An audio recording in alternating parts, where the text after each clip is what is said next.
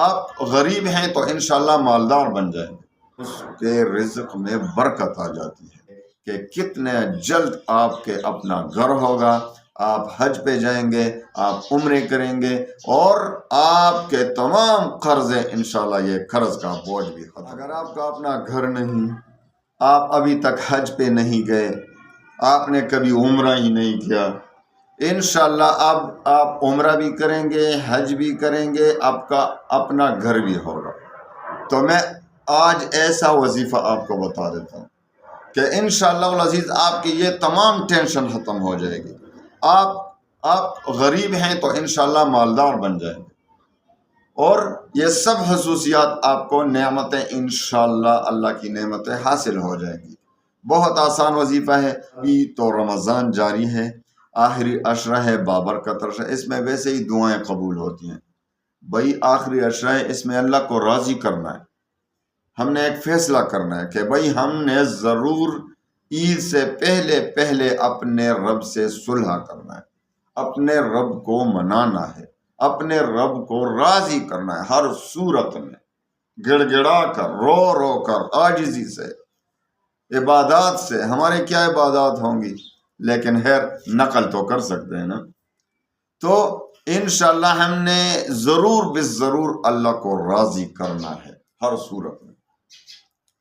تو پھر آپ ایسا کریں کہ آخری عشرہ ہے، زیادہ تر عبادات کریں۔ اگر آپ اعتکاف میں بیٹھے ہیں تو بہت اچھا، بہت خوب، لیکن اگر آپ اعتکاف کو کسی وجہ سے نہیں بیٹھے ہیں، الحمدللہ ہم بھی اکثر حرم شریف میں اعتکاف کرتے ہیں، لیکن اس مرتبہ پتہ نہیں اللہ کا کوئی اس میں حکمت ہوگی کہ آج اس مرتبہ میں کئی سال بعد ایسا ناغہ ہوا کہ میں حرم شریف میں، میرا ادھر رزق لگا ہوگا۔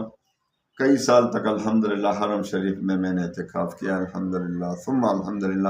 اس بار اللہ کی کوئی حکمت ہوگی، مسئلے مسائل تھے ادھر تو میں نہیں جا سکا۔ بہرحال اگر کوئی اعتکاف میں بیٹھا ہے تو نور علی نور، اگر اعتکاف میں نہیں بیٹھے تو گھر پر عبادت کریں۔ مردوں کو بھائی صرف یہ نہیں کہ مردوں کو ہر وقت مسجد میں جانا پڑتا ہے، مسجد میں تو صرف فرض نماز کے لیے جانا پڑتا ہے۔ ہاں اگر اعتکاف کریں گے تو وہ بھی مسجد میں کریں گے مرد، خواتین گھروں میں، لیکن حدیث میں آتا ہے کہ اپنے گھروں سے قبرستان نہ بناؤ، بلکہ گھروں میں بھی نماز پڑھا کرو، عبادت کرو، تلاوت کرو۔ تو بہت سے لوگ تلاوت بھی کرتے ہیں تو مسجد جاتے ہیں۔ بھائی اپنے گھروں سے قبرستان نہ بناؤ، گھروں میں بھی فرض نماز کے لیے جاؤ مسجد میں۔ تو آپ نے ایسا کرنا ہے کہ بہت آسان وظیفہ ہے، اس پر عمل شروع کریں انشاءاللہ، اور آپ دیکھیں گے کہ کس طریقے سے آپ کے قرضے بھی ادا ہوں گے، ختم ہوں گے انشاءاللہ، ادائیگی کے راہ نکل آئیں گے، اور اسی طرح انشاءاللہ آپ کو حج بھی نصیب ہوگا، آپ کو عمرے بھی نصیب ہوں گے انشاءاللہ، اور آپ کا اگر اپنا گھر نہ ہو، گھر بھی مل جائے گا، آپ کی نوکری نہیں ہو، آپ کو اللہ تعالیٰ اچھا روزگار، اچھا کاروبار عنایت فرمائے گا انشاءاللہ۔ تو آپ نے ایسا کرنا ہے کہ ابھی آخری عشرہ عبادات کریں، زیادہ نہ سویا کریں، عبادت زیادہ کریں راتوں کو۔ تو آپ نے آخری عشرہ کے جتنے بھی رات باقی ہوں اس میں شروع کریں یہ وظیفہ۔ ایک تو آپ نے بوضو رہنا ہے، ہر وقت کوشش کریں کہ آپ بوضو رہا کریں۔ ویسے ہی جو بوضو رہتا ہے اس کے رزق میں برکت آ جاتی ہے۔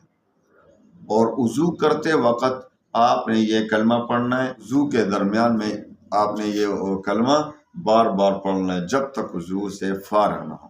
اللہم اغفر لی ذنبی ووسع لی فی داری وبارک لی فی رزقی، اللہم اغفر لی ذنبی ووسع لی فی داری وبارک لی فی رزقی۔ جب وضو کریں گے تو بار بار یہی پڑھا کریں، ہر نماز کے بعد 3 بار پڑھا کریں۔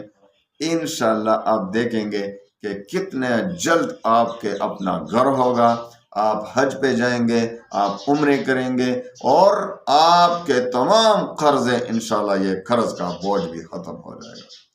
مجھے بھی دعائیں دیں گے انشاءاللہ کہ کسی فقیر نے، کسی عاجز نے ہمیں یہ دعا سکھلائی تھی، یہ طریقہ سکھلایا تھا، یہ وظیفہ دیا تھا، تو چلو ان کے لیے بھی کچھ دعا کریں، تو ہمارے لیے بھی دعا کریں گے انشاءاللہ۔ اگر آپ نے دل سے اس پر عمل کیا تو انشاءاللہ آپ دیکھیں گے کہ کس طرح جلدی سے یہ مسئلے حل ہو جائیں گے۔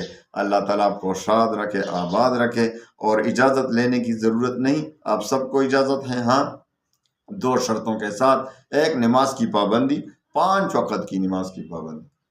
5 وقت کی نماز کی پابندی جو نہیں کرے گا اس کا وظیفہ کام ہی نہیں کرے گا۔ اور دوسری شرط، رزق حلال کی طلب۔